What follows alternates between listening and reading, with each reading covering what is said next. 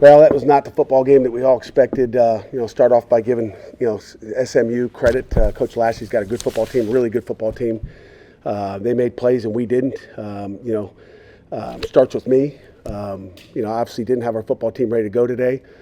We didn't execute like we have. A lot of missed tackles on defense. We give up too many explosives. Again, it starts with me.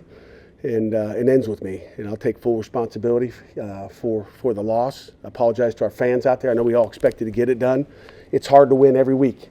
It's harder on the road, and when you don't play great and you don't coach great, this is what happens. So it starts with me. Questions? Pat, over the past 3 games, you guys are 7 of 35 on third down conversions. Why do you think you guys are struggling so much there? I don't know. We got to go back and look at what we're doing as coaches and what we're asking our kids to do and figure it out. It starts with good defense. I mean, that was SMU's defense we know was good, stopping the run.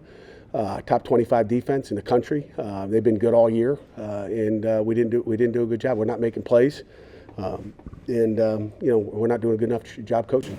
It seemed like they were able to get pressure on Eli a bunch tonight. What's the solution in the offensive line? Well, we got to protect him better. Whatever it is, whether we got to put 6 guys in there, whatever, max protect. We got to find a way to protect him.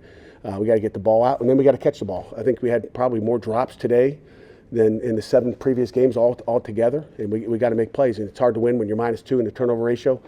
We didn't get any on defense, and we didn't tackle well, and that was the most disappointing thing. Just go underneath blocks and things that we've been pretty good at doing, and we didn't do that today.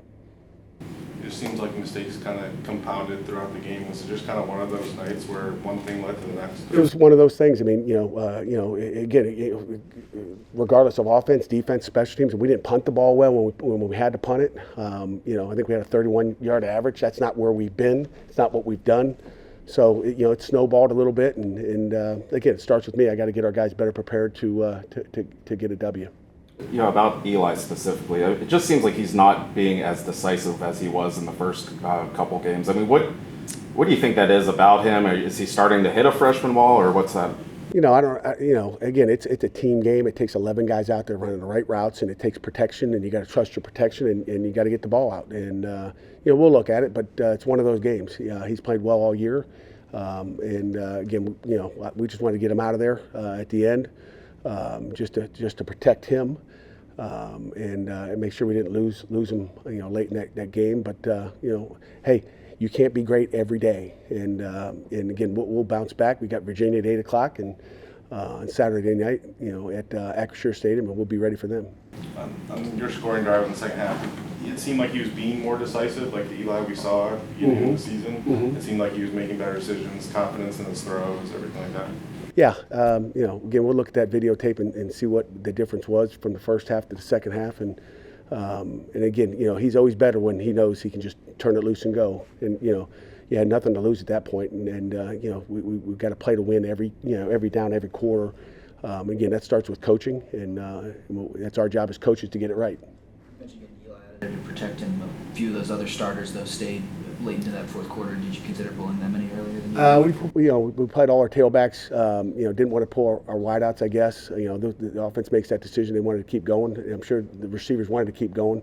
And Canante did a great job at the end. Malachi. We got 3 tight ends working in there. So that's just a decision by the coaches and what they do on the sideline. We had that last drive at least. We had entire second offensive line in there as well, and it was good to get those guys experience.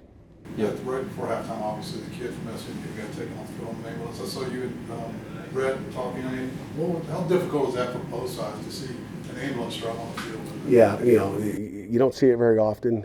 It's the first time I've seen it in a long time, and I go back to watching DeMar Hamlin being laying down on the ground with the Bills, and it's never a good situation. So we pray for his health and hope he's doing fine. I just went up to Rhett, just tell him hey, we're praying for him, and Rhett just said hey, he thinks he's going to be okay. So that's not easy. You don't want to ever see anybody go down and never want to see those lights come on on the field. Defensively, how frustrating was it that it seemed like a lot of it was missed tackles, not necessarily missed assignments? That's frustrating. Again, that starts with us as coaches, making sure we're giving the right look in practice, and they got to make they got to do it right. They know how to do it. For whatever reason, it's one of those games we haven't tackled that bad. I mean, I'm talking, from the first play, down our sideline when I think it might be the second play of the game, when we just, we think he's down. Like, we finish the tackle. We got to finish, and we didn't do a good job finishing the plays today. And whether it was a tight end on the far sideline, I mean, there was just a ton of missed tackles and way too many explosives. They ran a couple traps on us, some different plays that we had not seen. We did a better job after we saw it, and then at the end they have an 80-yard pass on a Y shoot. We got to come in the box and knock that guy out as he's running through the B gap clean. We've seen it before. And we practiced it all week, and we did not execute. And obviously, we got to do a better job as coaches. A couple more, please. Go ahead, Steven. What's your message to your team after a game like this? The message is it's one game, and like I kind of started off at the beginning, like it's hard to win every week. It's hard to be on every week, and maybe as a team and as a staff, we didn't handle success. I always say the hardest thing is to handle success. Our guys will handle adversity, okay, and this is adversity. And our guys will bounce back. You can see it in the locker room. They're not discouraged. I told them I loved them, and I love them as much or more than I did, game one or game 7. We win as a team and we lose as a team. But we'll be fine. We'll bounce back and be ready to roll. Last one. Anyone? Earlier in the season, when you guys came back against West Virginia, came back against Cincinnati, you said that you could see the belief on the sideline. Mm-hmm. Was there any moment where there wasn't that belief or anything like that? Not at all.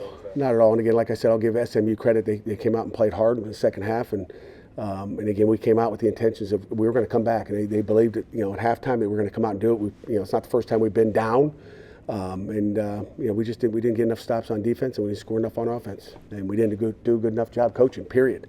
And again, it starts with me. I didn't do a good job. Coach, thank you very much. We will have 2 player representatives momentarily.